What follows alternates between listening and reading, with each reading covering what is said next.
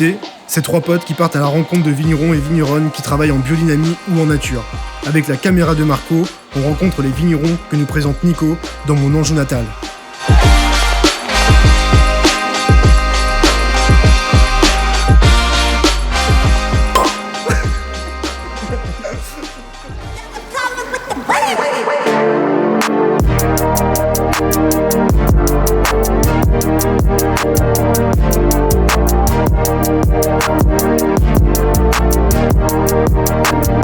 Moi, j'aimerais bien qu'on revienne aussi sur ta passion, Oui. l'astrologie. L'astronomie, ouais. Donc la prochaine, c'est Sagittaire.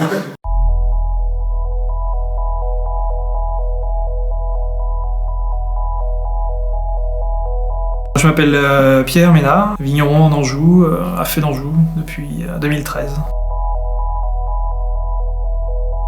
Du coup, moi j'ai commencé en 2013 en revenant ici en fait avec mes parents pour les aider un petit peu dans leur travail. Mais avant tout ça, en fait, j'ai commencé des études d'ingénieur en agriculture. Voilà, c'est une école d'ingénieur, donc on est un petit peu dans le jus de la technique, mais on n'est pas non plus, par contre, très les mains dans le travail, quoi. Donc il a fallu vraiment s'ouvrir à autre chose pour essayer d'apprendre le métier. Moi, j'avais fait pas mal de stages pendant les formations. J'étais parti dans une cave au Canada, en fait, en 2007, et puis après 2008 au Portugal, dans le Douro. Dans 2009, j'étais à Bordeaux, à Pauillac, et puis 2010, à la fin d'études, j'avais fait 1 an à Tokai. Et puis après, du coup, j'avais travaillé 1 an chez un autre vigneron à Saint-Aubin-de-Lugné, donc pas très loin d'ici. Et puis après, j'avais fait 2 vinifs en Nouvelle-Zélande. Donc j'avais taillé les vignes avant de partir en Nouvelle-Zélande. 2013, j'étais parti mars-avril pour les dernières vendanges. Et puis là, j'étais revenu donc en 2013 pour reprendre mes 0,2 hectares et puis commencer à travailler avec mes parents dans leur vignoble.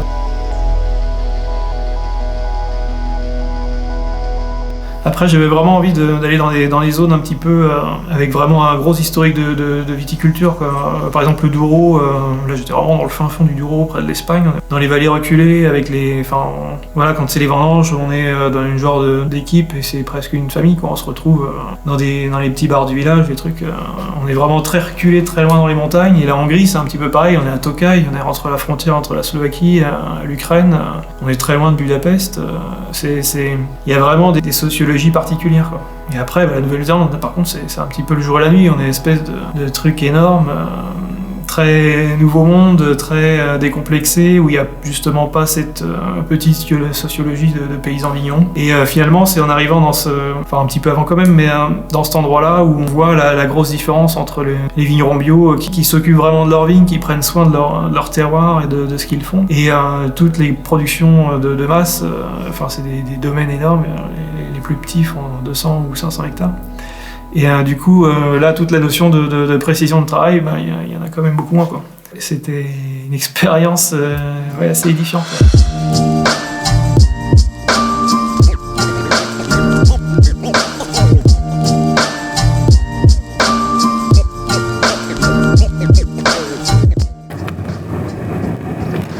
Ah ouais, franchement, il y a un petit côté dur. Il y a un petit côté, c'est vrai.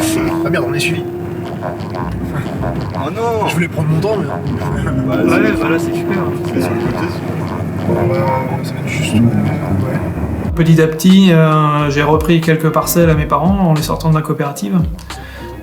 C'est souvent des parcelles de coteaux ou des vieilles parcelles, des vieilles vignes qui finalement, pour eux, c'est pas les parcelles les plus intéressantes parce qu'il vaut mieux des parcelles assez productives, assez faciles à travailler. Et du coup, ça m'arrange bien d'avoir des vieilles vignes sur des beaux terroirs. En plus, ça c'est aussi une chance d'avoir pu prendre ces vignes-là. Et donc là, aujourd'hui, maintenant, il y a 4 hectares de vignes. Là-dessus, il y a une grosse majorité de chenin, donc presque 3 hectares. Et puis après, le dernier hectare, il se partage entre Sauvignon et Cabernet Franc.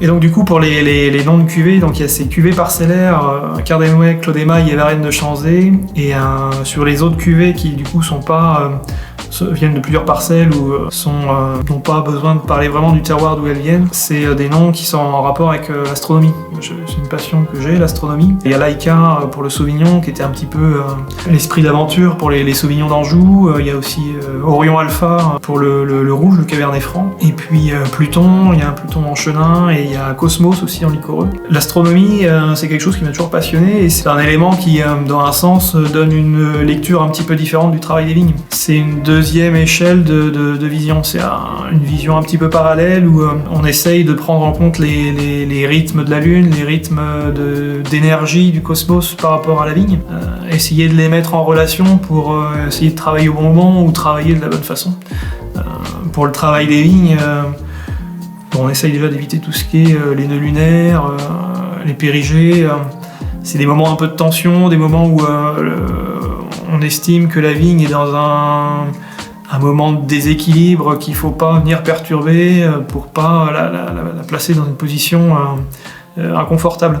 Et sinon, malgré tout, la météo est quand même le travail, l'élément qui règle le plus facilement le travail des vignes.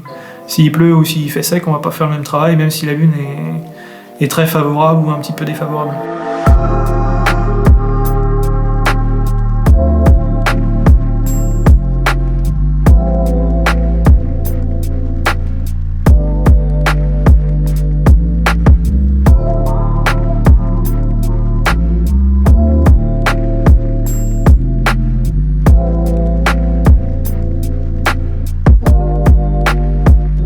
La définition des chenins que je veux faire en priorité, c'est essayer d'atteindre une sorte de lumière blanche. Quelque chose que j'entendais hier dans les vignes à la radio. En fait, c'est un chef de musique, c'est un compositeur de musique classique, mais qui disait ça, il dit « L'objectif de ma musique, c'est d'atteindre la lumière blanche, qu'elle contienne toutes les couleurs, mais qu'on n'en voit qu'une, et que quand la personne l'écoute, toutes ces couleurs se divisent dans son esprit.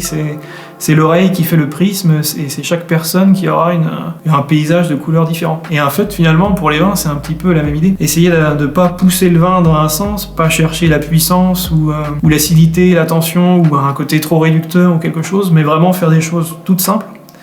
Et essayer de trouver, sans pousser, un équilibre, une espèce que le vin soit uni en lui-même, et qu'après, la personne qui le boit, voilà, ça c'est le prisme, qui va diviser toutes les espèces d'épaisseur, de complexité du vin, les différents niveaux d'expression, ce qu'on peut lui retrouver, mais pas qu'il y ait quelque chose qui sorte trop du lot au départ. Et ça pour tous les vins, même si c'est tous des chenins de parcelles, et ben voilà, c'est la parcelle qui va parler et qui va dire ce que c'est.